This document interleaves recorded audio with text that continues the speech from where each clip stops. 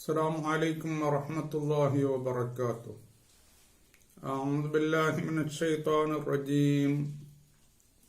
بسم الله الرحمن الرحيم. الحمد لله رب العالمين والصلاة والسلام على سيدنا محمد وعلى آله وصحبه أجمعين. ആദരണീയരായ ഉലമാക്കളെ, ശ്രദ്ധാക്കളെ,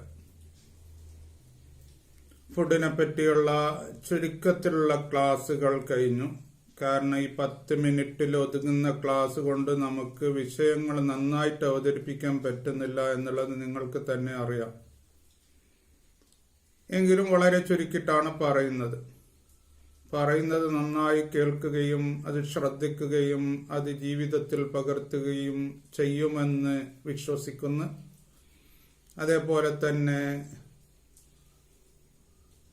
ഈ video subscribe ചെയ്യാൻ മറക്കരുത് എന്നും കൂടി പ്രത്യേകമായി ഉണർത്തുന്നു.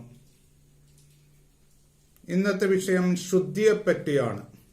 മനസ്സിന്റെ ശുദ്ധിയെപ്പറ്റി ഞാൻ ആദ്യത്തെ ക്ലാസ്സുകളിൽ കുറെ ദിവസങ്ങളോളം പറഞ്ഞിട്ടുണ്ട്. ഇന്ന് ശരീരത്തിന്റെയും മൊത്തത്തിലുള്ള ശുദ്ധിയെപ്പറ്റിയാണ് ഇന്നത്തെ ക്ലാസ്. ഈ ശുദ്ധി, ഇതിന് വലിയ ഒരു സ്ഥാനം ഇസ്ലാമിലുണ്ട്. ഏറ്റവും വലിയൊരു സ്ഥാനം ഇസ്ലാമിലുണ്ട്. ശുദ്ധി നമ്മുടെ അടുത്ത്, നമ്മുടെ മനസ്സിനും ശരീരത്തിനും നമ്മുടെ വീട്ടിലും പരിസരങ്ങളിലും ശുദ്ധിയെ നന്നായി കാത്തു സൂക്ഷിച്ചാൽ നമുക്ക് ഒരുപാട് രോഗങ്ങളിൽ നിന്ന് രക്ഷപ്പെടാൻ പറ്റും എന്നതിൽ യാതൊരു സംശയമില്ല. ശുദ്ധിയെപ്പറ്റി അള്ളാഹു താല ധാരാളം പറഞ്ഞിട്ടുണ്ട്. സൂറത്തുൽ മാഇദയിൽ 6-ാമത്തെ ആയത്തിൽ അള്ളാഹു പറഞ്ഞത് മാ യുരീദുല്ലാഹു ലിയജ്അല അലൈക്കും മിൻ ഹറജിൻ വലാകിൻ യുരീദു ലിയുത്വഹിറക്കും എന്നാണ്. അള്ളാഹു താല നിങ്ങളെ ബുദ്ധിമുട്ടിലാക്കാൻ വേണ്ടി ഉദ്ദേശിക്കുന്നില്ല, എങ്കിലും നിങ്ങളെ ശുദ്ധീകരിക്കാനാണ് അള്ളാഹു ഉദ്ദേശിക്കുന്നത്. അള്ളാഹുവിനിക്ക് ഇഷ്ടമാണ് ശുദ്ധി. സൂറത്ത് തൗബയിൽ 108-ാമത്തെ ആയത്തിലും അള്ളാഹു പറഞ്ഞു അല്ലാഹു യുഹിബ്ബുൽ മുത്തഹിരീൻ, ശുദ്ധിയാക്കുന്നവരെ അള്ളാഹു ഇഷ്ടപ്പെടുന്നു എന്ന്. സൂറത്തുൽ ബഖറയിൽ 222-ാമത്തെ ആയത്തിൽ അള്ളാഹു പറഞ്ഞു ഇന്നല്ലാഹ യുഹിബ്ബുത് തവ്വാബീൻ വ യുഹിബ്ബുൽ മുത്തതഹിരീൻ, അള്ളാഹു കൂടുതൽ തൗബ ചെയ്യുന്നവരെയും ശുദ്ധീകരിക്കുന്നവരെയും ശുദ്ധിയാക്കുന്നവരെയും അള്ളാഹു ഇഷ്ടപ്പെടുന്നു എന്ന്. ഇതിന്റെ മുമ്പുള്ള ആയത്ത്, ഒരു ആയത്തിന്റെ ലാസ്റ്റാണ് ഞാൻ സൂറത്തുൽ ബഖറയിൽ ഇപ്പൊ ഓതിയത്. അതിന്റെ തുടക്കം മുതൽ ഓതുകയാണെങ്കിൽ അത് ആ ഒരു ചാപ്റ്റർ തന്നെയുണ്ട്. ഒരേ ക്ലാസ് അതിനെപ്പറ്റി ഇൻഷാ അല്ലാഹ് എടുക്കാനുണ്ട്. സൂറത്തുൽ അംഫാലിൽ അല്ലാഹു തആല 11-ാമത്തെ ആയത്തിൽ അല്ലാഹു പറഞ്ഞു നസ്സലു അലൈക്കും മിനസ് സമാഇ മാഅൻ ലിയുതഹിറക്കും ബിഹി, അള്ളാഹു ആകാശങ്ങളിൽ നിന്ന് മഴകൾ വർഷിപ്പിക്കുന്നു. എന്തിനാ? നിങ്ങൾ അതുകൊണ്ട് ശുദ്ധീകരിക്കാൻ വേണ്ടി അള്ളാഹു ചെയ്യുന്ന ഒരു നിഅമത്താണ്. സൂറത്തുൽ മുദസ്സിറിൽ അള്ളാഹു പറഞ്ഞു വസിയാബക ഫത്തഹിർ, നബിയെ തങ്ങളുടെ വസ്ത്രങ്ങൾ ശുദ്ധിയാക്കുക. ഇതെല്ലാം നമുക്ക് ഒരു വലിയ പാഠമാണ്. ഇത് നിർബന്ധമായും ശുദ്ധീകരിക്കണം. അതുമൂലം നമുക്ക് ഒരുപാട് നമ്മുടെ മനസ്സിനും ശരീരത്തിനും ഒരുപാട് ആരോഗ്യങ്ങൾ ഉണ്ടാകുന്നു, ഒരുപാട് നേട്ടങ്ങൾ ഉണ്ടാകുന്നു. അതേപോലെ തന്നെ അല്ലാഹു തആല ഒരു സൂറത്തിൽ ഒരുപാട് സത്യം ചെയ്തുകൊണ്ട് അല്ലാഹു പറയുന്നത് നിങ്ങൾ ശുദ്ധീകരിക്കണം എന്നാണ്. അവിടെയും വശംസി വളുഹാഹ എന്ന് തുടങ്ങിയിട്ട് അവസാനം അതിൽ പറഞ്ഞത് ഖദ് അഫ്ലഹ മൻ സക്കാഹ, ഈ ശരീരത്തിനെ ശുദ്ധിയാക്കിയവൻ അവൻ വിജയിച്ചു. വഖദ് ഖാബ മൻ ദസ്സാഹ, അതിനെ കളങ്കപ്പെടുത്തിയവൻ അവൻ പരാജയപ്പെട്ടു. അപ്പോഴേക്ക് ഒരുപാട് സത്യം ചെയ്തിട്ട് അള്ളാഹു പറഞ്ഞു നമ്മുടെ ഈ ശരീരത്തെ നാം എന്താക്കണം? ശുദ്ധിയാക്കണം.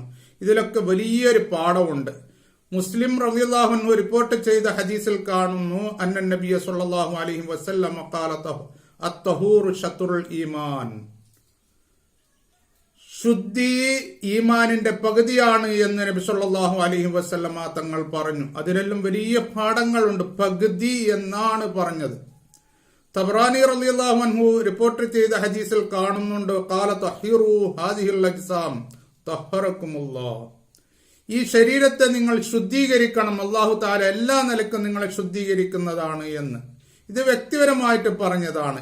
മൊത്തത്തിലും ശുദ്ധിയെപ്പറ്റി പറഞ്ഞിട്ടുണ്ട്. തബറാനി റളിയല്ലാഹു അൻഹു റിപ്പോർട്ട് ചെയ്യുന്ന ഹദീസിൽ കാണാം, ജാബിർ റളിയല്ലാഹു അൻഹു തൊട്ട് നബി സല്ലല്ലാഹു അലൈഹി വസല്ലമ തങ്ങൾ അന്നബിയു സല്ലല്ലാഹു അലൈഹി വസല്ലമ നഹാ യുബാല ഫിൽ മാഇൽ ജാരി, ഒഴുകിപ്പോകുന്ന വെള്ളത്തിൽ പോലും യൂരിനേറ്റ് ചെയ്യാൻ, മൂത്രമൊഴിക്കുന്നതിനെ നബി സല്ലല്ലാഹു അലൈഹി വസല്ലമ തങ്ങൾ വിരോധിച്ചു. അങ്ങനെ ഒരിക്കലും ചെയ്യരുത്, ഒഴുകിപ്പോകുന്ന വെള്ളത്തിലാണെങ്കിലും മൂത്രം ഒഴിക്കരുത് എന്ന് നബി സല്ലല്ലാഹു അലൈഹി വസല്ലമ തങ്ങൾ പറഞ്ഞു. അപ്പോഴേക്ക് കെട്ടിനിൽക്കുന്ന ഒരു സ്റ്റാഗ്നന്റ് വാട്ടർ, കെട്ടിനിൽക്കുന്ന വെള്ളത്തിലാണെങ്കിൽ തീരെ പാടില്ല എന്ന് നമുക്ക് മനസ്സിലായി. ഇന്ന് ശാസ്ത്രജ്ഞന്മാർ ഇതിനെപ്പറ്റി പറഞ്ഞത്, കെട്ടിനിൽക്കുന്ന വെള്ളത്തിലോ അല്ലെങ്കിൽ ഒഴുകിപ്പോകുന്ന വെള്ളത്തിലോ ഇങ്ങനെ മൂത്രയിച്ചാൽ എന്താ പ്രശ്നം ഉണ്ടാകുന്നത്? ഇന്ന കസീറം മിനൽ ഔബിഅത്തി മിസ്ല കൂലിറാവ തൈഫൂദ് വശലിൽ അത്ഫാലി വൽ തിഹാബിൽ കബദിൽ മാദി തൻതഖിലു അൻ തരീഖത്തിൽ മാഇ വതഈഷു ഫീഹി. ശാസ്ത്രജ്ഞന്മാർ പറയുന്നു, കോളറ പോലെയുള്ള എപ്പിഡമിക്, പകർച്ചവ്യാധികൾ, ടൈഫോയിഡ്, അതുപോലെ തന്നെ കുട്ടികൾ ആകെ തളർന്ന് കിടക്ക, അതുപോലെ കരളിൽ വരുന്ന നമ്മുടെ അബ്ഡോമിൻ ഇൻഫെക്ഷനുകൾ, ഇതൊക്കെ ഉണ്ടാകുന്നത് ഈ വെള്ളത്തിലുണ്ടാകുന്ന ബാക്ടീരിയ മൂലമാണ് എന്ന് പറയുന്നു. അപ്പോഴേക്ക് ഈ മൂത്രത്തിലാണ്, യൂറിനിലാണ് ഏറ്റവും കൂടുതൽ ബാക്ടീരിയകളൊക്കെ ഉണ്ടാകുന്നത്. അതുകൊണ്ടാണ് ഇസ്ലാമിൽ അത്ര ശുദ്ധമായിട്ട് മൂത്രയിച്ചാൽ അത് കഴുകണം, ശുദ്ധീകരിക്കണം എന്ന് പറഞ്ഞത്. അലി റളിയല്ലാഹു അൻഹു പറഞ്ഞിട്ടുണ്ട്, നിങ്ങളുടെ മുറ്റങ്ങളെയും കൂടി നിങ്ങൾ ശുദ്ധീകരിക്കണം എന്ന് പറഞ്ഞിട്ടുണ്ട്.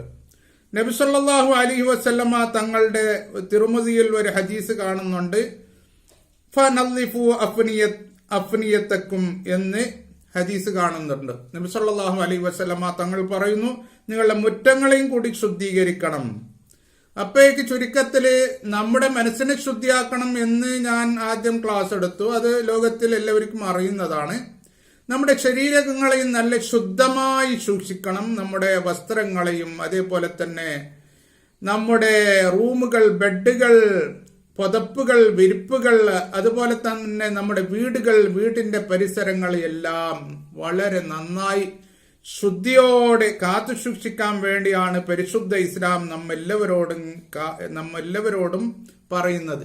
അതുകൊണ്ട് ഒരിക്കലും നമ്മുടെ വീട്ടിന്റെ മുറ്റങ്ങളും പരിസരങ്ങളും നാം എപ്പോഴും അതിനെ കളങ്കപ്പെടുത്താൻ പാടില്ല. എപ്പോഴും ഒരു കാരണവശാലും വീടോ പുഴയോ നദിയോ കുളമോ എന്താണെങ്കിലും ഒരു കാരണവശാലും അതിനെ നാം കളങ്കപ്പെടുത്താനോ അശുദ്ധീകരിക്കാനോ അവിടെ അശുദ്ധി ഉണ്ടാക്കുന്ന എന്തെങ്കിലും സാധനങ്ങൾ അവിടെ വിതരാനോ അവിടെ എറിയാനോ ഒന്നും പാടില്ല. ഇസ്ലാം അത് കൽപ്പിക്കുന്നേയില്ല. ഇസ്ലാം എവിടെ പോയാലും സമാധാനവും ശാന്തിയുമാണ് കൽപ്പിക്കുന്നത്. ഇസ്ലാം ഒരാളെ പോലും ഒരു അണുമണിന്റെ അത്ര പോലും ഉപദ്രവിക്കാൻ, അവരെ വെറുപ്പിക്കാൻ, ബുദ്ധിമുട്ടിക്കാൻ ആരാണെങ്കിലും ഇസ്ലാം അങ്ങനെ കൽപ്പിക്കുന്നില്ല. ഒരിക്കലും ഇസ്ലാം കൽപ്പിക്കുന്നില്ല. ഒരു റോട്ടിൽ, ഒരു വഴിയിൽ വല്ല മുള്ളുകൾ ഉണ്ടെങ്കിൽ അത് എടുത്തു കളയണം. അത് ഇസ്ലാമിന്റെ ഈമാന്റെ ശാഖയാണ് എന്നാണ് ഇസ്ലാം കൽപ്പിക്കുന്നത്. അപ്പൊ എന്തുകൊണ്ടും ഇവിടെ ശുദ്ധീകരിക്കണം. നമ്മുടെ മനസ്സും നമ്മുടെ ശരീരവും എല്ലാം നാം നന്നായി ശുദ്ധീകരിക്കണം. ആ കാര്യത്തിൽ എല്ലാവരും നന്നായി പരിശ്രമിക്കേണ്ടതും പ്രവർത്തിക്കേണ്ടതുമാണ്. എല്ലാവർക്കും ഇവിടെ ഉപകാരം ഉണ്ടാവണം. ആർക്കും ഒരാൾക്ക് പോലും, അത് ഏത് മതസ്ഥർക്കാണെങ്കിലും ഒരാൾക്ക് പോലും നാം ഒരു നിലക്കും നമ്മളിൽ നിന്ന് ഒരു ഉപദ്രവം ഒരിക്കലും ഉണ്ടാകരുത്. ശാന്തിയാണ് വേണ്ടത്. എല്ലാവരെയും സംരക്ഷിക്കാനാണ് ഇസ്ലാം കൽപ്പിക്കുന്നത്. അതേപോലെ തന്നെ ഹുക്കമാ, ഫിലോസഫർ പറഞ്ഞിട്ടുണ്ട്, മന്നല്ലഫ സൗബഹു ഖല്ലഹമ്മുഹു. അവരുടെ വസ്ത്രം ശുദ്ധിയുണ്ടെങ്കിൽ അവർക്ക് വിഷമം, ബേജാറുകൾ അവർക്ക് ഉണ്ടാവുകയില്ല. വമൻ താബരീഹുഹു സാദ അഖലുഹു. സുഗന്ധ ദ്രവ്യങ്ങൾ എപ്പോഴും പുരട്ടിക്കൊണ്ടിരിക്കുന്നവർക്ക്, അവന്റെ ശരീരത്തിൽ സുഗന്ധം ഉള്ളവർക്ക് അവരുടെ ബുദ്ധി ജാസ്തിയാകും, അധികരിക്കും എന്ന് പറഞ്ഞിട്ടുണ്ട്. അങ്ങനെ എങ്ങനെ നോക്കിയാലും ശുദ്ധിയെപ്പറ്റിയാണ് കൂടുതൽ പറയുന്നത്. ഇൻഷാ അല്ലാഹ് അടുത്ത ക്ലാസ്സുകളിലും ശുദ്ധിയെപ്പറ്റി വിശദമായി നമുക്ക് പറയാനുണ്ട്. അല്ലാഹു തആല ശുദ്ധിയോടെ നമുക്ക് ജീവിക്കുവാൻ, ഇരു വീട്ടിലും ജീവിക്കുവാൻ അല്ലാഹു നമുക്ക് തൗഫീഖ് നൽകട്ടെ. ആമീൻ. വആഖിറു ദഅവാനാ അൽഹംദുലില്ലാഹി റബ്ബിൽ ആലമീൻ. അസ്സലാമു അലൈക്കും വറഹ്മത്തുള്ളാഹി വബറകാതുഹു.